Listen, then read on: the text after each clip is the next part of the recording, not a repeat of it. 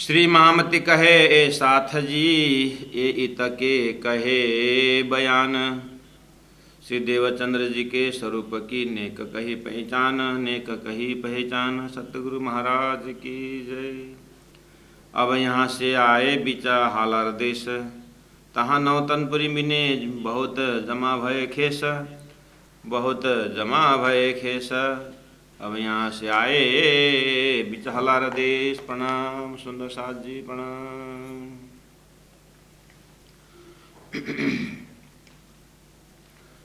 भोजनगर में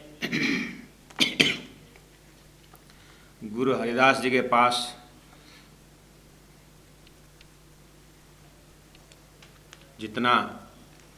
जितनी सेवा करनी थी और जो ज्ञान प्राप्त करना था,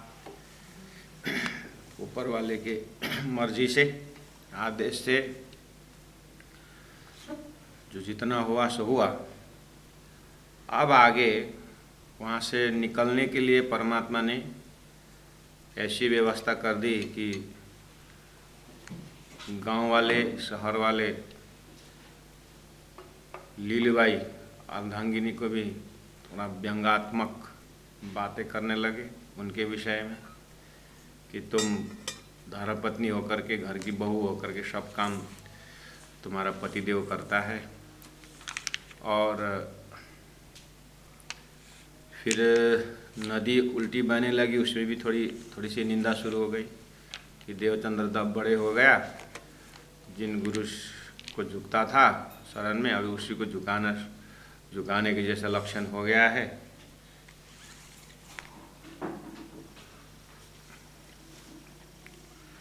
ये तो सब जाहिरी कारण है, लेकिन अंतरंग में कारण ये है कि अब श्रीमद् भागवत का साक्षात जो ज्ञान है, ये तो हरिद्वार इधर में जो वृंदावन, जहाँ परमात्मा साक्षात श्री कृष्ण ने लीला की, वही सारा, वहीं पर इस ज्ञान का भंडार होना है। तो अब वृंदावन का दर्शन भी करें और मतलब इस यहाँ से निकलें, कहीं अच्छे जगह में हो और व्यवस्थित ढंग से अब बाल स्वरूप श्री कृष्ण का ब्रज का दर्शन हुआ। लेकिन श्रीमद् भागवत के अंदर रसरास के विषय में और गहरा चिंतन जरूरी है। तो उन्होंने इन्वायरमेंट बदलते हुए आगे तीर्थ स्थान की खोज में निकलने की बात चली, तो माता पिता बोले हमको भी साथ में ले जाओ। तब भोजनगर से इधर पूर्व की तरफ यात्रा किए तो पहुंच गए हालार देश। अब यहाँ से आया हालार देश। हालार देश का अर्थ होता है सुंदर साथ जी, थोड़ा सा ऊंचा, ये समुद्री लेवल से तो ऊंचा, लेकिन वही जो स्थान है उसमें से भी ऊंचा एरिया, जहाँ पर पानी थोड़ा कम निकले, थोड़ा सूखा हो, उसको बोलते हैं हालार। ये हालार है बोलते हैं। जैसे कि गुजरात में कृषक जो खेती वाला होते हैं, जिसको खेड़ू बोलते हैं, जो कृषक जो खेती करते हैं, उनके यहाँ घूमने जाने से कई जगह इतना सुंदर धान की खेती है और उसी के बगल में थोड़ा कुछ भी नहीं है। तो हम पूछते हैं वहाँ पर कि यहाँ खेती नहीं हो सकता, ये इतना बंजार क्यों? तो बोले हालार है, मतलब यहाँ पानी चढ़ाना, और पानी चढ़ाओ तो भी टिकेगा नहीं, सूख जाता है, उसको बोलते हैं हालार। ठीक है। तो पूरा जामनगर आज भी पानी का शॉर्टेज तो है। उस हिसाब से एक ज्योग्राफिकल व्यू से अगर देखेंगे तो उसको हालार देश पुराना नाम है। और तहाँ नौतनपुरी मिने। अब नौतनपुरी शब्द जो आया, ये तो अब लालदासी महाराज का नौतनपुरी है। ये तो बीतका लालदासी महाराज अब यहाँ 1751 में बीतक लिख रहे हैं। तो सदगुरु महाराज का आगमन का समय का इसमें तो नौतनपुरी शब्द तो अभी हमारे लिए तारतम्य टर्मिनोलॉजी में नौतनपुरी है। तो थोड़ा उसी हालार देश के विषय में थोड़ा श्रवण करें। ये हालार देश तो रहा, बाद में जब परमात्मा श्री कृष्ण ने अर्जुन को गाइडेंस किया ना त्रेता युग में कि द्वापर युग में कि अब द्वारिका डूबने वाला है अर्जुन, मैं अब यह लीला समेट रहा हूँ, अब ये द्वारिका में पानी आ जाएगा, डूब जाएगा, इनको द्वारिका वासियों को कुछ नया नगर में ले जाकर रखना, नया स्थान बना के रखना होगा। तो अब अर्जुन ने भगवान श्री कृष्ण के आज्ञा के अनुसार जैसे जैसे पानी बढ़ने का हुआ तो द्वारिका वासियों को उन्होंने वहाँ से उठा के यह हलार देश ले आए। तो हलार देश ले आए तो इनका नाम हो गया नवानगर। नवानगर, नया जगह में नया नगर बसा दिए, तो बहुत समय तक नवानगर नाम। तो नवानगर चलता रहा नाम। फिर बाद में जा कर के विक्रम संवत 1597 में कच्छ देश का राजा जो है, उस समय एक छोटे छोटे राजा रानी लोग रहते थे, तो कच्छ देश का राजा जाम रावल उसका नाम था। तो इन्होंने अपने देश को विस्तार करते करते ये नवानगर पहुंचा और वहाँ जो राजा था उसके ऊपर चढ़ाई की और विजय किया। उसको लगा कि ये बहुत अच्छा जगह है ये नवानगर, तो उन्होंने अपने राजधानी को कच्छ से यहीं शिफ्ट करने को सोचा। अपने देश का विस्तार करते करते नवानगर आया। तो नवानगर आने के बाद तो वहाँ पर उस जाम रावल राजा ने राजधानी बनाया, तो अब उसका नाम रख दिया जाम रावल के नाम पर जामनगर, नवानगर से जामनगर बना दिया। तो आज हम गुजरात के जामनगर करके लोकेशन, एक ऐतिहासिक नाम का हमने जानकारी ली। अब तब बना ये जामनगर। अब हालार देश, नवानगर, जामनगर, वहाँ पर सदगुरु महाराज आकर के अब जो भी करते हैं, अब नौतनपुरी शब्द बाद में जा कर के ये पहले से ही द्वारिकापुरी, जगन्नाथपुरी, ये पूरी तीर्थ तो थे पहले से ही। अब यहाँ पर तारतम अवतरण होता है, तीर्थ बन जाता है, तो लालदास जी महाराज के टर्मिनोलॉजी में और तारतम्य शब्दावली में अब वो अन्य पुराने तीर्थ तो थे ही, तो नौतनपुरी, नवानगर और उसमें जामनगर, अवतार तमने नौतनपुरी, पहले द्वारिकापुरी, जगन्नाथपुरी, ये सब उसमें से पुरी जो तीर्थ धाम जो है उसको नौतनपुरी शब्द आया। पुराने में से नया नौतनपुरी। तहाँ नौतनपुरी में बहुत जमा भय खेस। तो अब यहाँ पर तत्कालीन समय को देखा जाएगा तो लालदास जी महाराज के शब्द में नौतनपुरी, लेकिन हार्ट इन हार्ट इसको तत्कालीन समय सदगुरु के जमाने के समझना हो तो तहाँ जामनगर में बहुत जमा भय खेस। खेस का अर्थ होता है जाति, मतलब बहुत जाति लोग, अलग अलग जाति के लोग, अलग अलग, मतलब इसका मतलब हुआ कि उमरकोट में जनसंख्या कम, उसके बाद भुजनगर कैपिटल में और ज़्यादा, करते करते और आगे निकले तो अभी तो और ज़्यादा मतलब पॉपुलेटेड एरिया आया। तो इसलिए बहुत जमा भय खेस, वहाँ बहुत लोग थे। ठीक है, अब आइए यहाँ इत माँ बाप आए रहे, माँ बाप आए रहे, मतलब अभी देवचंद्र जैसे घर उमरकोट से अकेले निकले थे, यहाँ अकेले नहीं निकले, माता पिता है और अर्धांगिनी है, एक बच्चा भी है, बिहारी जी उनका नाम है, तो सब जमात आए, इता माँ बाप आए रहे। अब उता बल्लभी मार्गा था जोर, इसका मतलब यहाँ पर आध्यात्मिक, अब ये टॉपिक तो आध्यात्मिक है। अगर बिजनेसमैन होके आते तो बिजनेसमैन तो उस नगर में आकर के अपना बिजनेस व्यू से देखेगा ना कि यहाँ लोहा का व्यापार ज़्यादा होता है कि कोयला का होता है कि क्या है,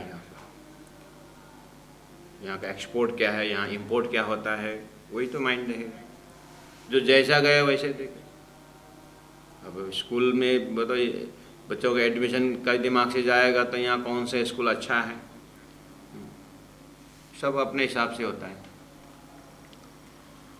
ऐसे ही प्राणनाथ जी महाप्रभु है, सदगुरु मार्ग हम जानते ही हैं, देवचंद्र जी वो तो आध्यात्मिक में निकले हुए हैं। तो उन्होंने यहाँ पर अध्ययन किया कि 23 साल की उम्र में वहाँ से निकले, 24 को निकले, तो उम्र में 24 उम्र में है, और जैसे पहुँचे तो ये 25वां जो वर्ष है अपना जो 25वां वर्ष है, ये पूरा वो जामनगर अध्ययन करते हैं। करीब करीब साल भर अपने पुराना साधना को करते हुए यहाँ पूरा नगर को परिक्रमा करते हैं, देखते हैं।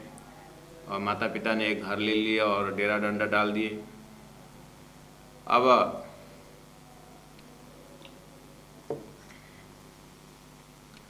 जाना तो आगे है, वृंदावन जाएं या कहाँ जाएं, अभी जैसा इतना वो तो नहीं है, सुविधा तो नहीं है, तो लेकिन वहाँ देवचंद्र जी ने देखा कि जब बाहर घूम के मंदिरों के दर्शन किए तो बहुत सारे मंदिर और आस्थावान लोग, तो कहा जाता है छोटी काशी कहा जाता है जामनगर को, तब उस समय में और अभी भी उसका छोटी काशी माना जाता है। छोटी काशी इन द सेंस वास्तविक काशी तो इधर बनारस, प्रयागराज, ये तो सब पुराने गंगा के तट, ये नैमिषारण्य क्षेत्र, कुरुक्षेत्र, ये तो अब जमाना से ही, युगों से ही ये तो तीर्थ है ही। तो जो छोटी का मतलब बनारस जो काशी है, तो अब लोग जो काशी में आस्था रखने वाले, प्रयाग में आस्था रखने वाले, हिंदू का तो अब वही है सब कुछ। तो सभी लोग तो तीर्थ नहीं पहुंच पाते ना, कोई गरीब होते हैं, कोई वृद्ध होते हैं, चल नहीं सकते, तो ऐसे माहौल बन जाता है कि अब उनके लिए एक तीर्थ बना जाए। तो कोई संत महापुरुष का अवतरण होते और डिक्लेयर कर देते हैं कि उनके तपस्या के बल पर कि यही छोटी काशी है, आप लोग यहाँ स्थान क्लियर कर दिए और ये एक धार्मिक स्थान है, तो वहाँ पर कोई जगह ऐसा बना दिए जिनके नाम से वो छोटी काशी के नाम से जाना जाता है। तो जो ये बड़े काशी में नहीं पहुँच पाते तो छोटी काशी में अपने तीर्थ स्थान बनाते। तो एक प्रकार से ये तीर्थ स्थान हो गया छोटी काशी के नाम पर।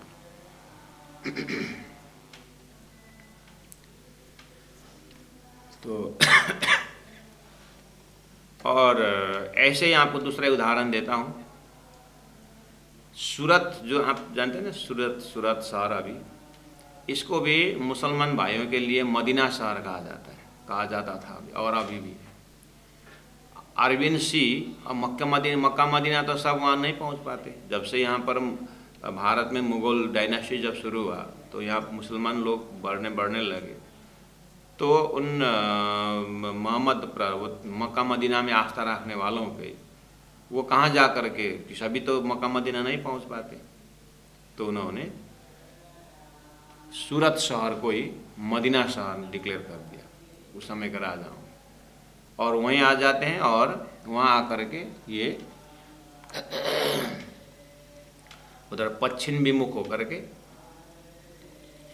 चंद्रमा को नमस्कार करना और अपनी पूजा पाठ करके जो भी करना है वहाँ से उस नदी के सागर के अरविंद सी के उस लेयर में चूज बगा के बेच देते हैं मक्का मदीना के भाव से। तो उसको भी तीर्थ स्थान मानते हैं। तो हिंदू समाज जामनगर को छोटी काशी मानते हैं और मुसलमान कुरान में आस्था रखने वाले सूरत को तीर्थ स्थान मानते हैं। और ऊपर वाला का प्रोग्राम भी ऐसा ही हुआ। सतगुरु महाराज का प्रकटीकरण आगमन जामनगर में हुआ, वो हिंदू के काशी, और महामती प्राणनाथ जी का प्रकटीकरण जामनगर में हुआ, हिंदू का काशी। प्राणनाथ जी महाप्रभु प्रचार करते करते सूरत पहुँचे, वहाँ पर तीर्थ बना दिए, वो कुरान के तीर्थ। दोनों जगह में ऑटोमेटिक तीर्थ बन गया है। आज हम दोनों जगह का दर्शन करने जाते हैं और तारतम्य दर्शन में जाते समय उसका भी दर्शन हो जाता है, इसका भी दर्शन हो जाता है। वेद कतेब दोनों के एकदम सेंट्रल पॉइंट में तीर्थ बन गया अपना। और इस तरह से जब सदगुरु महाराज उस भूमि में आए तो भूमि का भी एक तपस्या होती है। तो पहले से ये भूमि तीर्थ माना था, छोटी काशी के रूप में। ठीक है।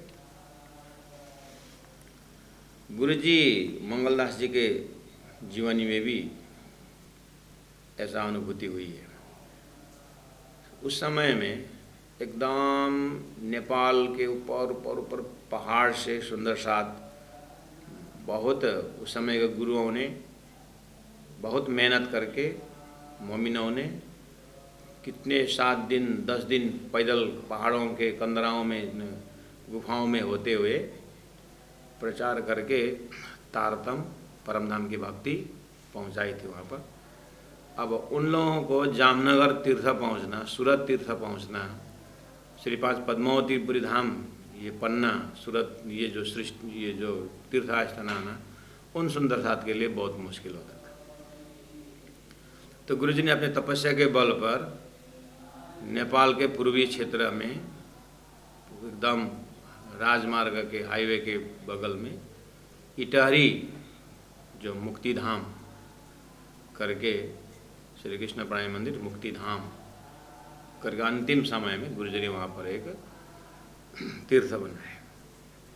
बगल में एक बूढ़ी खोला करके एक नदी भी है, उसको बूढ़ी जमुना नाम दे करके ये तो अभी बहुत विकसित हुआ है। तो उसका मेन मकसद भी यही था कि ऊपर के जो सुंदर साथ पैदल चलना पड़ता था, तो उनके लिए यहाँ पर आकर के अपने आस्था का केंद्र बनाए और यहीं से राज जी महाराज को याद करें और पद्मावतीपुरी धाम की जो मुक्ति धाम शब्द है उसको गुरुजी ने वहाँ पर स्थापित किया अपने तपस्या के बल पर। और तब से सब सुंदर साथ वहाँ आकर के आस्था रखने करे और सत्संग करने का उनका सत्संग करना शुरू किए और थोड़ा ज्ञानी बने।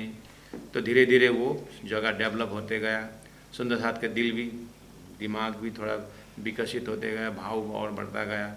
वहाँ आकर के हिम्मत जुटाने लगे। तो फिर वहाँ से दूसरा पड़ाव फिर पद्मावतीपुरी आने लगे, नज़दीक हुआ।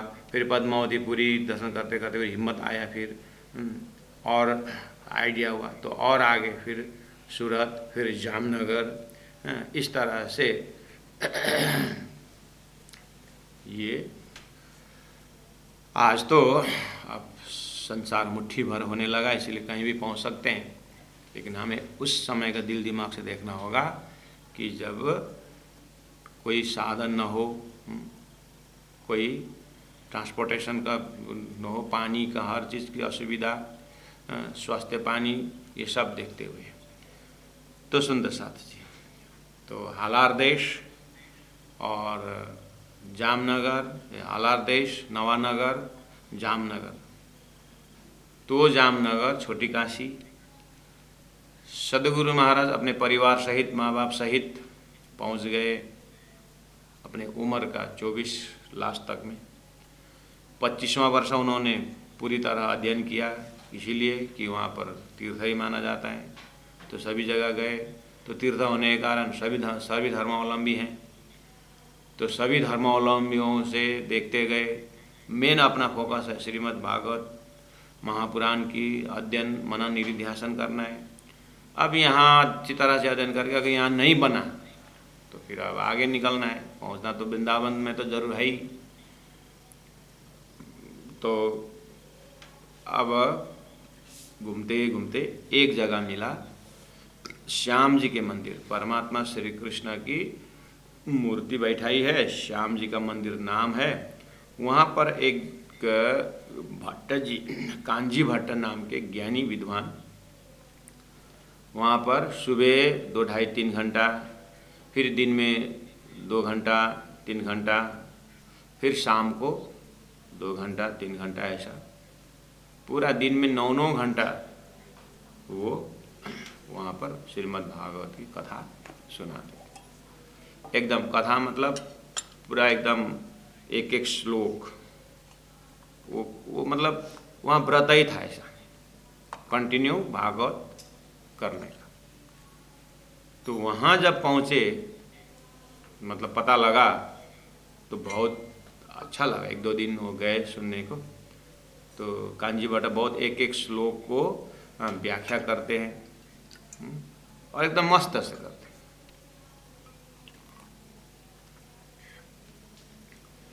तो अब अच्छा, ये मेरे लाइक का जैसा लग रहा है। तो वहाँ पर अब अपनी दिल दिमाग लगा करके बैठते हैं, ट्राई करते हैं। तो आइए सुंदर साथ जी, अब इतने भूमिका के साथ आपके हृदय में सदगुरु महाराज की बहुत उनके विचार के करीब आप पहुँचे हैं भाव से। तो 3 सेती रब्द इता माँ बाप आए रहे, उत बल्लभी मार्ग था जोर। 3 सेती रब्द रहे, रब्द मतलब बातचीत होना, डिस्कशन होना, धर्म के विषय में चर्चा होना, ये सब आता है। और वे करने लगे शोर, वहाँ पर बहुत शोर मचाने लगे। लालदास जी महाराज वितक लिख रहे हैं 1751 में, और उनको पहुँचना है पद्मावतीपुरी धाम जल्दी। लिख रहे हैं पन्ना में पहुँच के, लेकिन वितक अभी जामनगर पहुँची है, इसलिए उनको जल्दी जल्दी प्रसंगों को पूरा करके स्केलेटन तैयार करके शरीर से उठा करके राज्य से मिलना है। तो यहाँ बहुत जंप करते हैं लालदास जी महाराज। 3 सेती रब्द रहे, वे करने लगे शोर, क्योंकि लालदास जी महाराज दिमाग में अब ये 14 वर्ष यहाँ बैठ करके भागवत श्रवण करते हैं। अपने जीवन के 26 वर्ष की उम्र से अब श्रवण करना शुरू की। अब 14 वर्ष का एक एक महीना का, और प्रथम वर्ष में क्या क्या हुआ, और प्रथम वर्ष के पहले महीना में कैसे हुआ, और दूसरा महीने में क्या क्या, थोड़ी एक हिसाब करें 14 महीना तक को कैसे पता चलेगा महाराज। या तो स्वयं लालदास जी महाराज के, स्वयं सदगुरु महाराज का डायरी होना चाहिए कि आज दिन भर में ये हुआ ये हुआ, कोई रिपोर्ट हो। फिर भी 14 वर्ष की डायरी तो बहुत मोटा हो जाएगा। इसीलिए यहाँ भाव देखना है कि लालदास जी महाराज का दिल दिमाग एक ही साइड ऊपर से सैटेलाइट से काम कर रहा है कि 14 वर्ष में वहाँ रहे, जब तक साधना पीरियड में क्या क्या हुआ। तो शोर क्यों मचेगा एक ही साथ, रब्द शब्द क्यों आना, वे करने लगे शोर, एक आवाज़, मतलब कुछ श्याम जी के मंदिर में कथा कहे कांजी भट्टा। तो 1 नंबर और 2 नंबर चौपाई, लगभग 1 नंबर चौपाई भौगोलिक भूमिका है, और दूसरा नंबर चौपाई उनका आध्यात्मिक भूमिका है। प्राणनाथ जी का सदगुरु महाराज का साधना भूमिका है। वो ऐसे बोल दिए इस भूमिका में कि 3 सेती रब्द रहे, और वे करने लगे शोर। इतना भूमिका दे करके अब क्वेश्चन आएगा, रब्द किस विषय में और शोर मचाना क्यों। अब फिर डिटेल में जाते हैं। वहाँ श्याम जी के मंदिर में कथा कहे कांजी भट्ट, ठीक है, कांजी भट्ट कथा करते हैं, पता चल गया। अब निष्ठा ले सुनने लगे, वहाँ पर देवचंद्र जी महाराज निष्ठा लेकर के सुनने लगे। अच्छा, जिस पेड़ में फल हो वहीं तो पत्थर मारते ना लोग।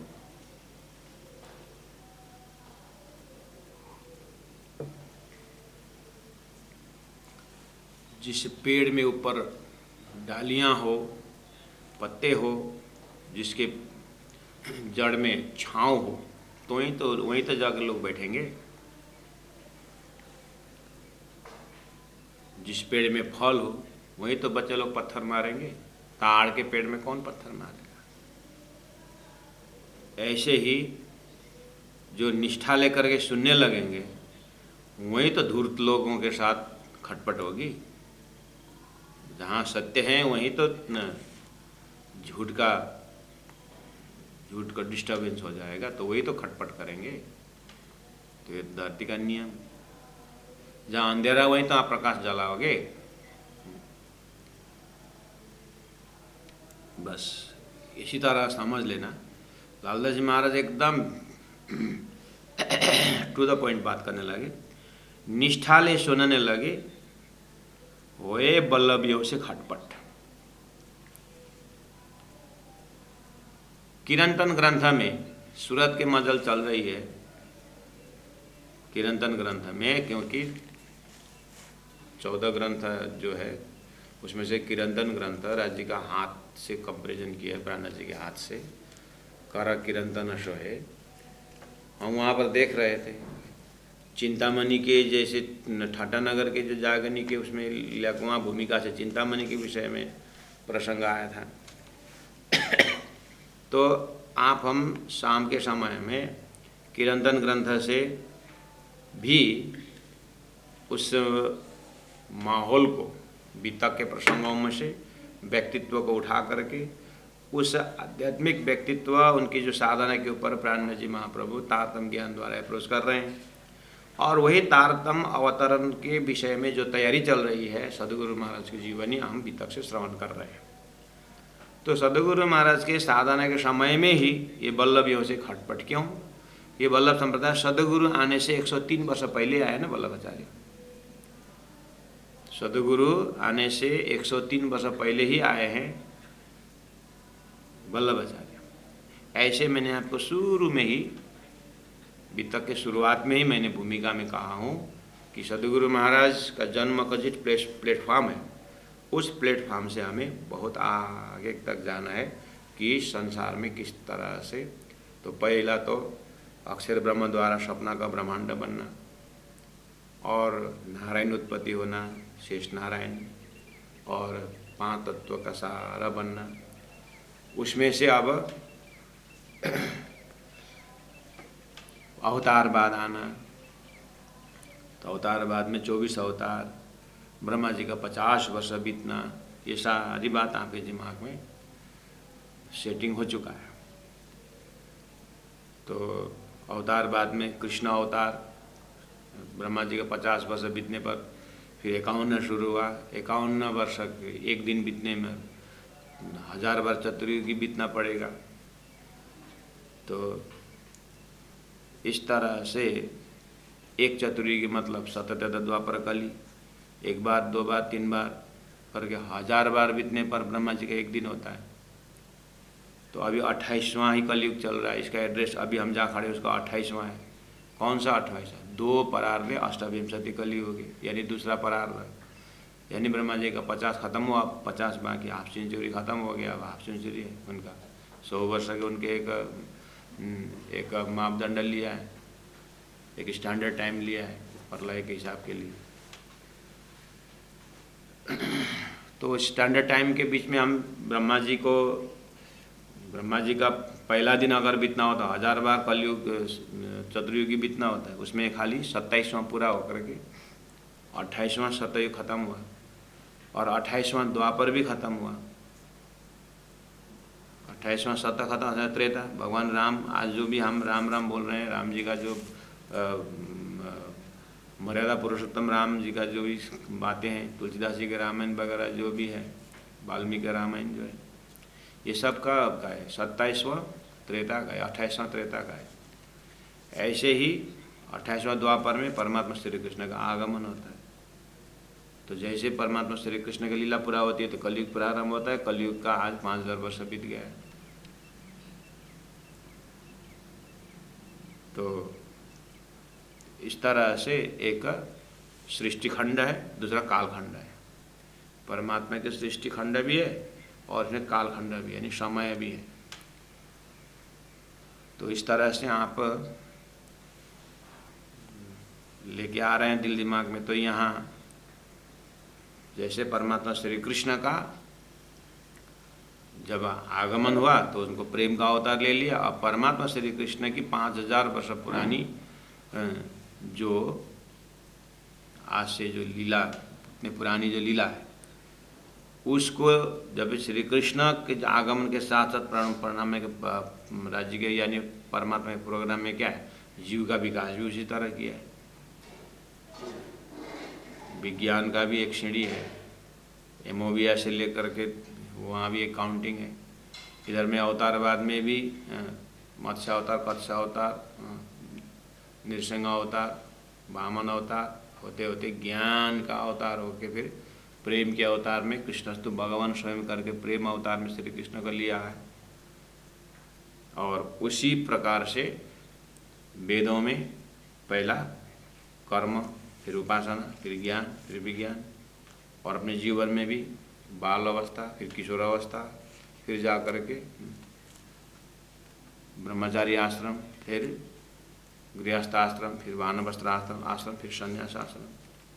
सबका मंत्र भी असतोमा सद्गमय, तमसोमा ज्योतिर्गमय, मृत्युर्मा अमृतम गमय। तो ये सब सोपान सा है। ब्रह्मा जी ने इसी चीज़ को सोता है सो जागियो, जागा सो बैठा है, बैठा खड़ा हुए, खड़े पाँव भरे आगे सोए, यूँ तैयारी की, आगे करनी है दौड़, सब अंग सकल लेके निकसो ब्रह्मांड फोड़। तो अंतिम में परमात्मा प्रेम स्वरूप है, गुणांग में प्रेम भर के जाना है। उसके लिए कर्मोपासना, ज्ञान विज्ञान शास्त्र में कहा है, और अवतार में भी कृष्ण अवतार को प्रेम अवतार माना हुआ है। और ग्रंथ में भी सभी वेदों को सार लेकर के श्रीमद् भागवत प्रेम स्वरूप, उसमें भी द्वारिका लीला है, मथुरा लीला है, ब्रज है, रास है। उसमें रास में पहुंचा करके रसो वैसा ब्रह्म व रसा, परमात्मा रस रूप है, ब्रह्म रूप है, और वो श्री कृष्ण है।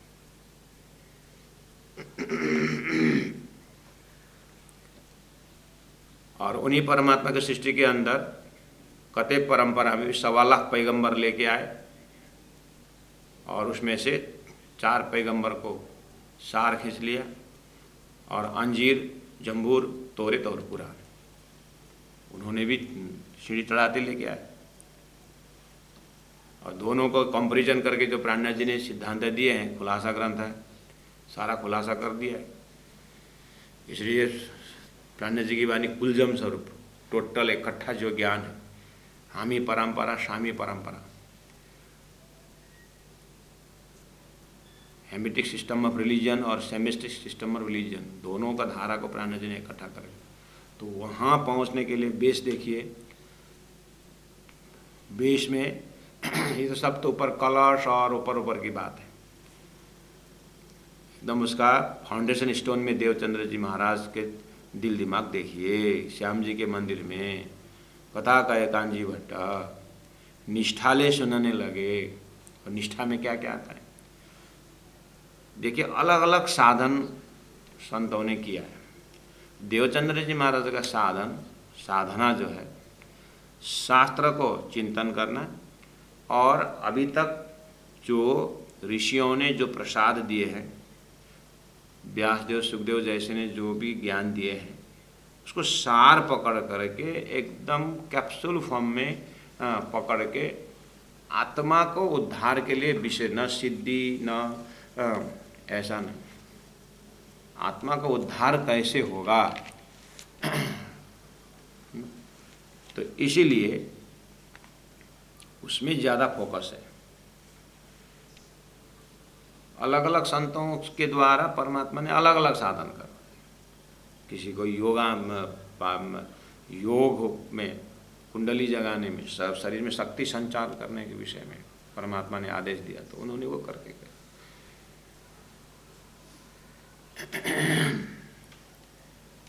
क्योंकि ये भी एक सृष्टि की तैयारी है। भोजन बनाना करके, भोजन बनाओ करके ऑर्डर देने से थोड़ी हो। चावल है कि नहीं देखना पड़ेगा, कहाँ बनाएंगे, बर्तन है कि नहीं। ऐसे परमात्मा प्रेम स्वरूप बोल के होगा। प्रेम के पहुंचने की कितनी तैयारी है हो। इसे सभी तैयारी में परमात्मा की तैयारी है। किन किन से कैसे कैसे तैयारी करवाई, सबको सम्मान देते हुए देवचंद्र जी महाराज निष्ठा ले सुनाने लगे। निष्ठा तो यहाँ भागवत श्रवण मेन चीज है। भागवत श्रवण मेन है, निष्ठा में ये है। तो अब इस लाइन का निष्ठा क्या हो सकता है। और बहुत सौभाग्य की बात है, यहाँ जामनगर में कांजी भट्ट हैं और वल्लभी लोग हैं, यानी धार्मिक लोग हैं। तो इवन कांजी भट्ट अभी देवचंद्र जी महाराज को आप उनके साधना पक्ष, उनके तपस्या पक्ष, उनके विचार पक्ष, उनके अंदर का जो सेवा पक्ष आप जितने गहराई से जानते हैं। कांजी भट्ट जानते हैं देवचंद्र जी? कांजी भट्ट जानते हैं? नहीं जानते। कौन आया है? और वो जो वहाँ बैठ कर के आसन में कथा करते हैं, भागवत सुनाते हैं, सब वेदांती लोग बैठे हुए हैं एकदम दीवार के सपोर्ट से हॉल में। पूरा वेदांती लोग, मतलब वल्लभाचार्य कहाँ वेदांती होते। वेदांती लोग बैठे मतलब बे मतलब नहीं, दंत मतलब दांत। वेदांत मतलब बिना दांत के, मतलब बूढ़े बूढ़े लोग। तो तरुण सागर जी बोलते थे मंदिर सब बूढ़ा हो गया, मंदिर बूढ़ा हो गया, ये तो बहुत बूढ़ा हो गया है मंदिर। नहीं महाराज, ये उद्घाटन किया हुआ 3 साल भी नहीं हुआ है। हाँ हाँ, मंदिर तो 3 साल नहीं, लेकिन आने वाले सब बूढ़े बूढ़े आते हैं। जवान कहाँ गए? देश के जवान लोग, बुद्धिजीवी लोग कहाँ गए? मंदिर में क्यों नहीं? इसलिए मंदिर बूढ़ा हो गया, बूढ़े बूढ़े लोग जाते हैं रिटायरमेंट। तो हमारे कांजी भट्ट जी के श्रोता भी वल्लभाचार्य लोग थे। शहर के चौधरी लोग, बड़े बड़े रिटायर लोग। तो अब आए और बस उनको वृद्ध अवस्था में या रिटायर लाइफ में, ये वानप्रस्थ आश्रम में अब घर गृहस्थ है, अब सब लड़के बच्चे सब संभाल रहे हैं, तो क्या किया जाए। तो लाठी लेते हुए ऐसे वैसे जाए और दीवार के सपोर्ट से बैठ जाए। उसके बीच में एक 26 वर्ष का लड़का आकर के सामने में आसन जमा करके पहला दिन बैठा। तो कांजी भट्ट तो चौंक गए, कौन पागल है, इतनी जल्दी वैराग्य आ गया, कौन है। अब वक्ता है ऊपर से, अब बोलना तो बनता नहीं, ओए क्यों आया, कहाँ से आया करके। वो तो आसन में बैठने का तो नियम है, करना ही है। लेकिन आगे बैठे तो अच्छा लगा, बैठा हुआ है। 1 दिन आया, 2 दिन आया, 3 दिन आया, तो रोज आने लगा। फिर राइट टाइम में आता है, फिर बिफोर टाइम आता है, 5-10 मिनट पहले आता है, और फिर जैसे खत्म हुआ तो 5-10 मिनट बाद में जाता है। पूरा मंदिर परिक्रमा करता है, साष्टांग करता है, सब कुछ करता है। फिर सुबह 6 से 9 के उसमें आ गया, फिर 1 से 3 के जगह में फिर पहुंचता है, दिन में भी आता है। फिर रात को 6 से 9 में फिर रात भी टाइम से पहले पहुंचता है। ये 25-26 साल का लड़का अब तो भट्ट जी से रहा नहीं गए। पूछने लगा, भाई तू कहाँ रहता है, और जामनगर में तेरा चेहरा नया नया लगता है। तो बातें अब निकली, तो थोड़ा बहुत, अब आपको पता है सदा हमारे जैसे इतना नहीं, मैं फलाना हूँ और उमरकोट में रहा है तो कक्षा में बहुत धर्म को ढूंढा और करते करते हम हरिदास जी की यहाँ हुआ, मेरा दूसरा दर्शन हुआ, तीसरा दर्शन के लिए आ रहे हैं करके थोड़ी ना आपको हमारा तो ठिकान नहीं। लेकिन तो आप जिस तरह से जितना गहराई से देवचंद्र जी महाराज को अभी पिता के प्रसंग से जानते हैं उतना कांजी भट्ट में नहीं जानते, जामनगर के लोग नहीं जानते, हाँ वहाँ के जो बल्लभी खटपट भी ये बल्लभी वाले भी नहीं जानते। ये देवचंद्र जी महाराज स्वतंत्र वहाँ पर बैठे हुए हैं। आप विचार करना, देवचंद्र जी महाराज के हृदय में बैठ करके आप भी श्याम जी के मंदिर में कांजी का भागवत सुनना, तब पता चलेगा कि कहाँ कहाँ क्या क्या विवेचन हो के आया है। वहाँ ब्राह्मणों के पास होते ही श्रीमद् भागवत की कीमत समझे थे और व्यास का अशांति के विषय में भी पता था। उसी सूत्र से वो 3 साल करीब 2.5-3 साल तो फिर गुरु हरिदास जी के पास इतनी सेवा से जा करके साक्षात श्री कृष्ण का बाल स्वरूप गोलोक का यानी गोकुल का ब्रजमंडल का दर्शन करके हाथ में प्रसाद प्राप्त किए हुए ऐसे व्यक्तित्व है। तो जामनगर के नए लोग थोड़ी ने देवचंद्र को जानते हैं। तो लालदास जी महाराज के दिमाग में देखिए, लालदास जी महाराज निष्ठाले सुनने लगे, बोलते हैं लालदास जी महाराज, तो लालदास जी महाराज दिमाग में निष्ठा क्या है। तो पुराना जो पहला कौन का नियम है, अपने हाथ से बांके बिहारी का वस्त्र को पूजा करना, ये उनका घर में पधरा रखे हैं, तो कैसे कैसे सेवा करते हैं। और यहाँ आप 3-3 घंटा 9 घंटा यहाँ करना और 8 घंटा आराम करे, 6 घंटा आराम भी करे तो घर में कितने देर रहते घर, और जो रहे वहाँ भी पूजा तो वही, ऐसा नहीं कि जामनगर आए और सब छोड़ दिए। हमारे भी 5 सुबह 8 को उठ के आधा घंटा 1 घंटा प्रार्थना करने का जो था, जगह चेंज हो गया तो हमारा 1 घंटा का साधना चला जाता है। कोई आज पाठ नहीं किया, नया जगह में क्या पाठ करने का, ऐसा थोड़ी। साधना मतलब साधना, जगह परिवर्तन हो कि आदमी परिवर्तन हो कि क्या परिवर्तन, वो होता रहे, अपने नियम को नहीं छोड़ना। तो इतना तो हमारे भी दिमाग में थोड़ा बहुत डर लगता है कि अगर ऐसा, तो सदगुरु महाराज तो साक्षात स्वरूप थे, उनसे साधना जो भी पुराना साधना था उसमें कहीं कमजोरी तो आई नहीं है। तो ये सारी व्यक्तित्व जो आज भागवत सुनने बैठा हुआ है, तो आप जितने इस व्यक्तित्व के विषय में जानते हैं, कांजी भट्ट या लोकल लोग नहीं जानते हैं। बस यहाँ पर खटपट हो रही है, विचार का खटपट हो रहा है, विवेचन के विषय में खटपट हो रहा है।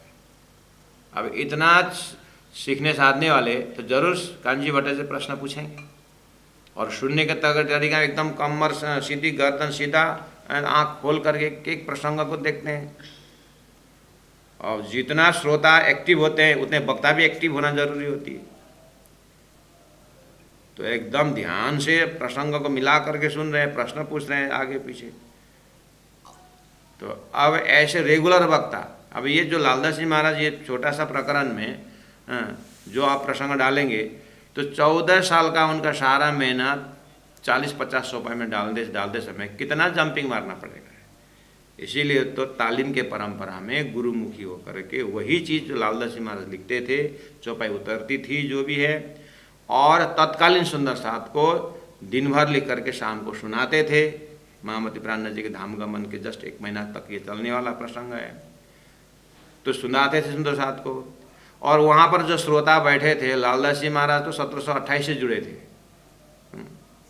सदगुरु प्राण जी के साथ, उससे पहले वाले लोग भी तो थे, प्राण जी के साथ ही आए थे। तो उनको तो आंखों देखी हाल होगा, उनके सामने तो देवचंद्र जी महाराज, उनके सामने में तो जो भी लालदास जी महाराज दिमाग में है, वो तो प्राण जी ने कही हुई बात है। हाँ, ये बात अलग है कि तुम कल लेखक बनो, लेखनी बनो, मैं लेखक बनूंगा करके लालदास जी महाराज को प्राण जी लिखवाए, लेकिन शरीर में तो लोग शरीर तो देखेंगे पहले। तो उन लोगों को इतने चौपाई के आधार पर लालदास जी महाराज के दिमाग में जो भी है उसको भाषा मिला करके, ये तो चौपाई तो सूत्र है, उस सूत्र के आधार पर अब आगे पीछे भूमिका बना करके सुंदर साथ को सुनाते हैं लालदास जी महाराज। अब उसमें से और भी सुंदर साथ हैं जो लालदास जी महाराज जैसे ही सामने में होकर के मामति प्राण जी के मुखारविंदा से सद्गुरु के साधना के विषय में सुनते थे। लालदास जी महाराज के साथ अन्य भी थे सुनने वाले, वो भी बैठे हुए। वितक लिखने की जिम्मेदारी लालदास जी महाराज को दिया, लेकिन अन्य भी तो अनुभवी लोग हैं, तो उनको भी सामने में रख करके ये चर्चा हो रही है, लालदास जी महाराज सुना रहे हैं। तो थोड़ा सा हिंट्स दे दिए लालदास जी प्रवचन में, तो सामने वालों को रिमाइंडिंग हो गया, हाँ ऐसा ऐसा हमने भी सुना था। तो हाँ, सद्गुरु महाराज का ऐसा ऐसा जो 14 वर्ष तक उन्होंने जो तपस्या के जो है, तो उस समय के लोगों को अब लालदास जी महाराज स्वयं बोलेंगे कि आप लोगों को तो मेरे से ज़्यादा ही जानते हैं, करके बोल देंगे। हाँ, तो इस तरह से गुरु परंपरा से उस समय का एक स्थिति को एक स्वरूप हृदय में खड़ा करके और स्वयं को उसी में उतार करके, और स्वयं भी जिस दिन गहरी साधना में जिस दिन अपने को उतरेंगे, उस दिन सद्गुरु महाराज को और प्रत्यक्ष करते जाएंगे और प्रत्यक्ष होता जाएगा। जामनगर आकर के 26 वर्ष की उम्र में से जब प्राण जी सद्गुरु महाराज भागवत श्रवण करने लगे ना, इस समय की इनकी स्थिति अब कांजी भट्ट श्लोक उच्चारण करते हैं, उसके बाद व्याख्या करते हैं। तो व्याख्या करते समय मान के चलिए कैलाश में और भागवत की अन्य कथाएं, तो महादेव जी और पार्वती जी के संवाद के विषय में मान के चलिए प्रसंग आया भागवत। जैसे कान में श्लोक उच्चारण हो गए, देवचंद्र जी को तो भागवत के श्लोक के तो कच्छ से ही है, हरिदास जी के पास से है। अब यहाँ आने के बाद श्लोक के लिए टेंशन नहीं, और कौन कौन अध्याय में क्या क्या प्रसंग है वो भी सब क्लियर है। जैसे उन्होंने कैलाश में बोल के, जैसे भट्ट जी ने उठे ध्यान लगा बैठे हुए हैं, कैलाश पहुंच जाते हैं। जो जो शब्द आता है भागवत में, जो भी साधना का क्रम आता है, वो वहीं पर स्थापित हो जाते हैं, और 3 घंटा उसी में से वो शब्द जो है सब स्वरूप में आने लगे हुए। शुरू से ऐसा हो रहा है क्योंकि ये पहले की साधना से है। आप विचार करिए, इस तरह से जब बैठ गए, अब शुरू हुआ शब्द का, तो लेकिन अपने रुचिकर प्रसंग कौन है? एकदम रुचि प्रसंग कौन है भागवत का? उनका। क्योंकि यहाँ तो गुरुदेव जो व्याख्या करते हैं, भट्ट जी जो व्याख्या करते हैं, उनके आधार पर जाना पड़ेगा। लेकिन अपना चित्तवृत्ति तो अखंड ब्रज का दर्शन होकर के ब्रज में ही पहुंचा है ना, हो अपने स्वाध्याय में, अपने चिंतन में, जिन्होंने आम का रस पिए हो और आम का पेड़ भी देखे, तो जड़ और पेड़, उसका पत्ते सब देखते थे। कितना सेकंड लगता है रस में पहुंचने के लिए, और जिन्होंने रस चखे भी हैं, तो उनके लिए आम के जड़ में जो पानी है, खाद है, वहाँ से रस तक आने में कितना समय लगता है, जिनको ज्ञान हो, जानकारी। आम तो रस पिए हैं, लेकिन पेड़ पता नहीं, मीठा तो मीठा, लेकिन है क्या? तब तो फिर जितना भी दौड़ाओ, कल्पना की शक्ति वहाँ नहीं पहुँचेगा जगह में। लेकिन उसको ज्ञान से दे करके पता है तो पहुँच जाए, कितने फास्ट पहुँच जाते हैं। देवचंद्र जी महाराज को पहले भट्टे जी प्रथम अध्याय द्वितीय अध्याय करके जाएं, लेकिन उनको वहाँ पर मेहनत नहीं है। वहाँ इतना सुंदर हो बैठा है, प्रसंग आ जाता है और गुणांग इंद्रिय सब तैयार है, सीधा उनको श्री कृष्ण का ही स्वरूप दिखाई देता है। तो अब कंटिन्यू दिन में 9-9 घंटा जहाँ पर भागवत हो रही है, श्लोक बाय श्लोक जा रहे हैं, तो कितने बार आवृत्ति हो गई, कितने बार रिपीटेशन हुआ होगा भागवत? प्रसंग कितनी बार रिपीटेशन हुआ होगा। और दूसरी चीज ध्यान देना सुंदर सा, ये मंदिर वल्लभाचार्य से, वल्लभाचार्य के बैकग्राउंड के, और ये भट्ट जी वल्लभाचार्य संप्रदाय के, और वल्लभाचार्य ने जो सार दिया है सुबोधिनी टीका, उन्होंने पकड़ाई है ब्रजरास,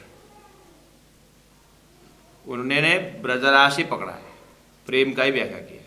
तो स्वभावतः उस भागवत जहाँ पर हो रही है श्याम जी के घर में, वहाँ पर 10वें स्कंद को ही होता है, और 10वें स्कंद में भी ब्रज की लीला रास की लीला के जोड़ दिया जाता है। इतना भी आपको बोल के रखें, बैकग्राउंड देखना वहाँ पर। इसीलिए यहाँ पर वल्लभ मार्ग होने का मतलब है वहाँ प्रेम को ब्रजरास का ही जड़। इसीलिए बोल रहा एक बार सारा हो सकता है एक भूमिका के लिए 9वें स्कंद तक ले आए, या तो एक मजल जो है 3 खंड करके सुबह दिन और शाम को है, तो एक समय जो है बिल्कुल ब्रजरास का ही। लेकिन है जैसे अभी श्री कृष्ण प्रेमी साधनालय हम यहाँ पर हैं, श्री कृष्ण प्रेमी धर्म में बहुत सारे मंदिर, बहुत सारे संस्थाएं, बहुत सारे सेवा हर जगह, लेकिन प्राचार्य महेंद्र महाराज ने देखा कि सब साधना तो बहुत है, सभी क्षेत्र है, लेकिन श्री कृष्ण प्रेमी धर्म में श्री कृष्ण प्रेमी साधनालय जो पोर्शन है, जैसे शांतिपनी साधनालय है, महर्षि साधनालय है, विश्व में बहुत सारे साधन है।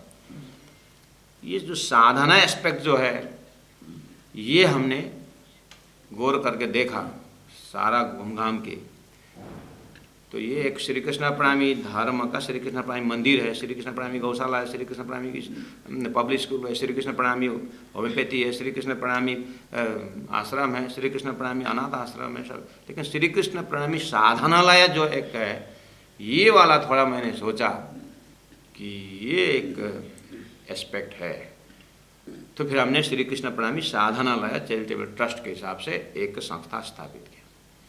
तो श्री कृष्ण प्रेमी साधनालय में साधना तो करेंगे, करना है साधना, लेकिन किसके आधार पर करना?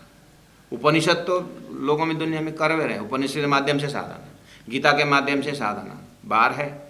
तो श्री कृष्ण प्रेमी धर्म का हार्ट एंड सोल जो है वो केंद्र, आस्था का केंद्र क्या है? तारतम्य वाणी है। तो इसीलिए इस संस्था के अंदर श्री कृष्ण प्रेमी साधनालय के अंदर प्राणनाथ वाणी प्रशिक्षण केंद्र, तारतम्य वाणी का प्रशिक्षण के माध्यम से यहाँ पर जो वाणी के अंदर का वाणी, बीतक, विराट, चर्चनी, ध्यान सब इसी के आधार पर साधना की जाती है।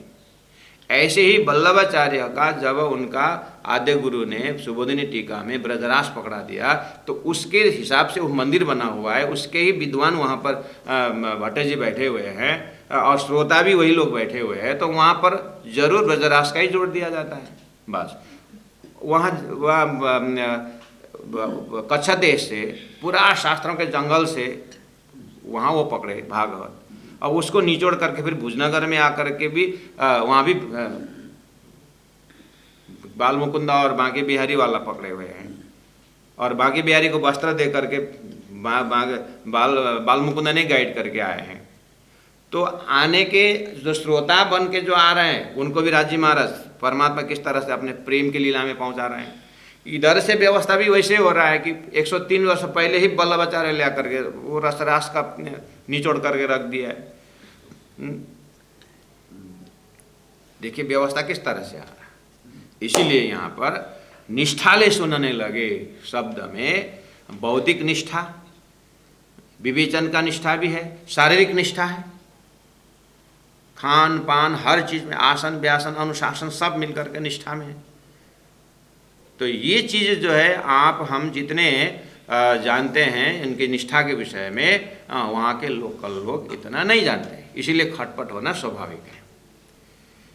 निष्ठाले सुनने लगे होए बल्लभियों से खटपट, समझ में आया सुंदर साथ जी। तो इतना भूमिका को लेकर के आप धैर्य धारण से हो सकता है आप लोगों ने बहुत बार भी तक सुन चुके हैं, जो भी है, तो थोड़ा सा इन शब्दों को भी आप भूमिका को देख करके आंख बंद करके देवचंद्र जी महाराज के साथ भागवत श्रवण करके बैठना, उनके विवेचन में जाना, उनके विवेचन का जो सूत्र होता है उसी से अपना सूत्र को मिलाना। हमें विचार से विचार विचार विचारे वेदे सकल संधान। तो मैंने एक चीज़ मुख्य शब्द आज बोल के रखा हूँ सुंदर साथ जी, जहाँ जहाँ भागवत का प्रसंग आता है, जो भी कथाएं आती है वहाँ शब्द आता है, स्वरूप प्राण जी सदगुरु के दिल में, देवचंद्र जी के दिल में स्वरूप खड़ा होता है, ये ध्यान देना। शब्द से स्वरूप आ जाता है।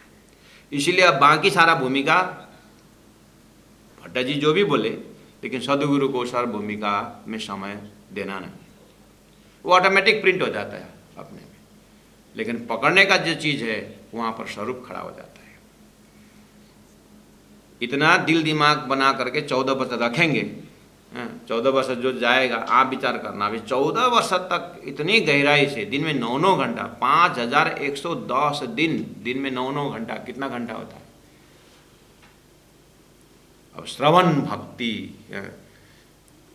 किस तरह से राजी महाराज सदगुरु गाइड करते हैं, तब जा कर के अब 14 वर्ष के लास्ट पोर्शन में बहुत परीक्षाओं के बाद, बहुत परीक्षा बीच बीच में आएगा। 2-4 लालच महाराज कोट करेंगे, 2-4 गुरु परंपरा से जो आपको मिला हुआ, हमें मिला हुआ है, वो सब भी हम आपसे शेयर करेंगे। लेकिन आपकी तैयारी रहनी चाहिए दिमाग में, किस तरह से बिल्कुल आस्थावान होकर के सभी संतों की जो है उनके मेहनत को कदर करते हुए सदगुरु महाराज के आसन में जो जिस प्रकार से बैठे हुए वहाँ हम पहुँचे। उसके बाद जा कर के अब अंतिम में राजी महाराज, ये तो अभी जो ये तैयारी भूमिका है ना, ये अक्षरातीत परब्रह्म परमात्मा श्री राज जी ने अब तारतम देने की तैयारी है। ये अब धरती में एक नया चीज़ आने के लिए, अभी तक तो एक तैयारी चल रही थी, ठीक है। इसीलिए अब वया किशोर अति सुंदर स्वरूप खेला जो वृंदावन, अब जो दर्शन देने वाला स्वरूप है वो वृंदावन वाला स्वरूप है। अभी जो हरिदास जी के घर में दर्शन दिया था वो बाल गोपाल ब्रज का स्वरूप था। अब रसरास का स्वरूप में डायरेक्ट होकर के रसरास के स्वरूप से दर्शन मिलने वाला है। इसीलिए सुंदर साथ जी प्राण जी के सदगुरु महाराज का दिल दिमाग बिल्कुल एक एक शब्दों से वो स्वरूप खड़ा करते हैं, ठीक है। इतने तैयारी के साथ आज हम यहीं बैठेंगे। अब निष्ठाले सुनने लगे होए बल्लभ से खटपट, ये चौपाई नंबर 3 है प्रकरण 5 का, और कल 4, 5, 6 ऑनवर्ड्स जाएंगे। अब वो निष्ठा में क्या क्या आता है, वो निष्ठा हमारे में है कि नहीं, वो अब कल से होमवर्क शुरू हो जाएगा। अभी तक में उनका जो भी निष्ठावान है वो भी हम देखते आए, तो हमारा भी अब अंदर से हर प्रकार से परवा मर्याद पुष्ट में हमारा भी चिंतन में प्रमोशन होना चाहिए। अगर कहीं छुटमुट हो तो उसको भी समेटना चाहिए। इस तरह सब अंग ऐसा कर लिए कि निकसो ब्रह्मांड फोड़ होना है। इसलिए आज हम इतने साधना में रहेंगे, कल फिर आगे बढ़ेंगे। बोलो श्री प्राणनाथ प्यारे की जय। मैं चौपाई दोहरा रहा हूँ सुंदर साथ जी, आप एकदम साइलेंसली साथ दीजिएगा। श्याम जी के मंदिर में, श्याम जी के मंदिर में कथा कहे कांजी भट्ट, कथा कहे कांजी भट्ट, निष्ठाले सुनने लगे, निष्ठाले सुनने लगे, वे बल्लभियों से खटपट, वे बल्लभियों से खटपट। बोलो श्री प्राणनाथ प्यारे की जय, सदगुरु महाराज की जय, तीनों पुरी धाम की जय, गुरु जी 108 मंगलदास जी महाराज की जय। प्रणाम सुंदर साथ जी, प्रणाम।